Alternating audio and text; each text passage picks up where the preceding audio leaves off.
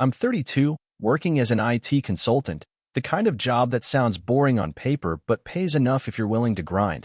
And grind I did. For almost a decade, I skipped vacations, drove the same old car, and packed lunches from home to save a few extra bucks. I wasn't reckless with money because I had a goal, to own a place that was mine. Last year, after years of sacrifice, I finally bought a small but cozy 2-bedroom condo in the suburbs, nothing fancy. But it was perfect for me. I remember walking through it the first time, running my fingers along the kitchen counters, picturing a dining table for two, maybe a dog snoozing on the floor. I painted the walls in warm tones, picked furniture that felt right. The couch was a soft brown. The bookshelf filled with old paperbacks and my favorite records. My place felt like freedom. But here's the thing. I've always been the family support system. Growing up, I covered my sister's college books, helped my parents with car repairs, and never said no when they asked for help. I thought that's what family did. Give without expecting much in return. My dreams were always second to everyone else's needs. A few weeks ago, we had a family dinner at my parents' house, the usual. Roast chicken, mashed potatoes, my mom's famous green bean casserole. The atmosphere was warm, familiar, Dad telling the same old jokes, my sister chattering about her upcoming wedding, and her fiancé chiming in with a quiet nod now and then. I brought a bottle of wine to celebrate, thinking we'd toast to good things ahead, but then, after dessert, my mom cleared her throat and said, "We wanted to talk about something important." Her voice had that serious tone, the one that usually led to requests for favors. I braced myself, expecting maybe a loan or help with wedding expenses. Then she dropped the bomb. "We've been thinking, and it would mean so much if you could gift your condo to your sister as a wedding present. It's the right thing to do, don't you think?" I stared at her, then at my dad, who just nodded like it was obvious. My sister's eyes sparkled, and her fiancé glanced at me like it was already decided. I laughed. I actually laughed, thinking it was a joke, but no one else was laughing. "Are you serious?" I asked, my voice tight. "Of course," my mom said. "You don't need that much space, and they'll be starting a family soon. You can always get another place later." I felt the air leave my lungs. Years of sacrifice, saving, dreaming, reduced to a gift I was expected to hand over without a second thought. I felt like I was suddenly a stranger at that table. My family support system, sure, but now I was just a resource to be mined. After I said no, clear, firm, and honestly a little shaky, the real nightmare began. First, the calls. My mom rang every morning before work, her voice tight with disappointment. "You're being selfish, honey. She's your sister. Family comes first. What's a condo compared to her happiness?" Dad would send passive-aggressive texts. "A real man provides for his family." My aunts chimed in too, calling to remind me how they always knew I was the stingy one, how I should think about the bigger picture. It didn't stop there. My parents showed up at my condo, uninvited, to talk it over. They sat in my living room, the very space I'd worked so hard to make my own, and told me I was breaking the family apart. My mom's eyes welled with tears, and she said, "You're choosing a thing over your own sister. That's not how we raised you."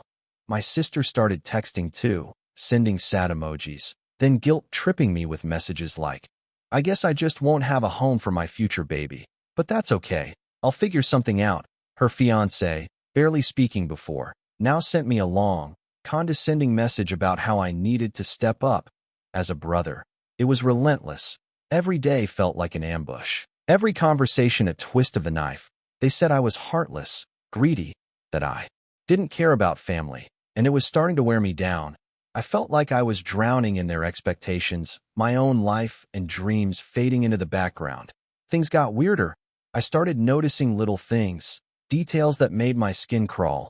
My sister had been in my condo recently, supposedly to drop off a package, but when I came home, I found a notebook on the counter with measurements written down, room dimensions, window sizes. A few days later, I found furniture catalogs on my coffee table, open to glossy pages of nursery sets and Pinterest-worthy living rooms. One page had a sticky note in my sister's handwriting. "This would look perfect in the master bedroom." Then there were the phone calls. A realtor left a voicemail asking if I was still considering selling, mentioning a recent inquiry about the unit. My parents started acting like the place wasn't even mine anymore. At Sunday dinner, I overheard my mom talking to an aunt about how they'd fix up the kitchen. Once my sister moved in, my dad joked that the condo would finally be a proper family home, not a bachelor pad. They spoke like the deal was done, like I was just dragging my feet.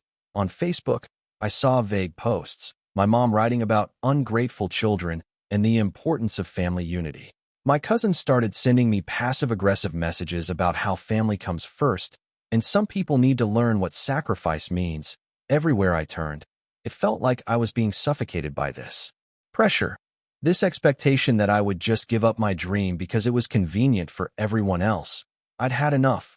One evening, after yet another family ambush at my condo, my mom weeping, my dad glaring, my sister pouting in the corner, I stood up, hands shaking, but my voice steady for the first time in weeks. "Listen to me," I said, my heart pounding. "This place is mine. I worked for it. I sacrificed for it. And I'm not giving it up. Not for a wedding. Not for a baby. Not for anyone. I'm not your ATM. I'm not your safety net. I'm not your doormat. I'm done." There was a pause.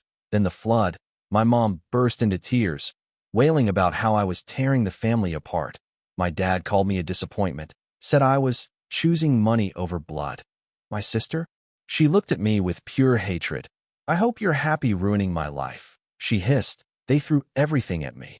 Threats, guilt, even accusations of being heartless. My mom screamed that I was dooming my sister's future. My dad muttered something about how I'd never understand what family means. But something inside me clicked. I realized then. This wasn't about a condo.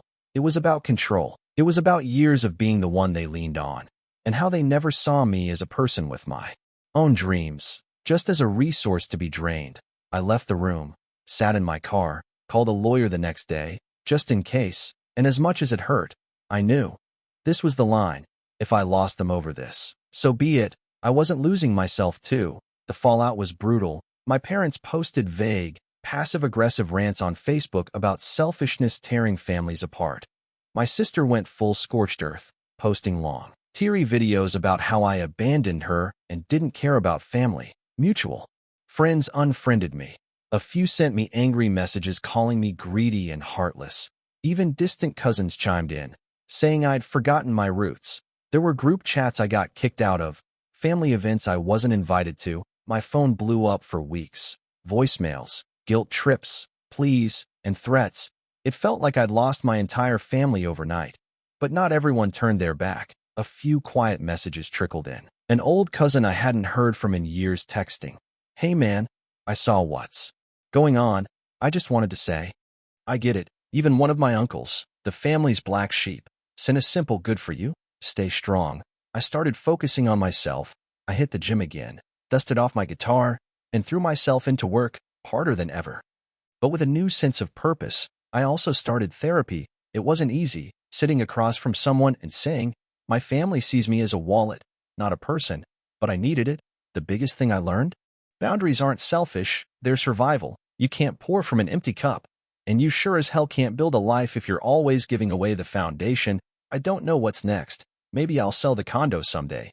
Maybe I'll move. But if I do, it'll be because I decide, not because I was guilted into it. And that feels like a win. It's been months now. The dust has settled, but the echoes of what happened still ring in my head.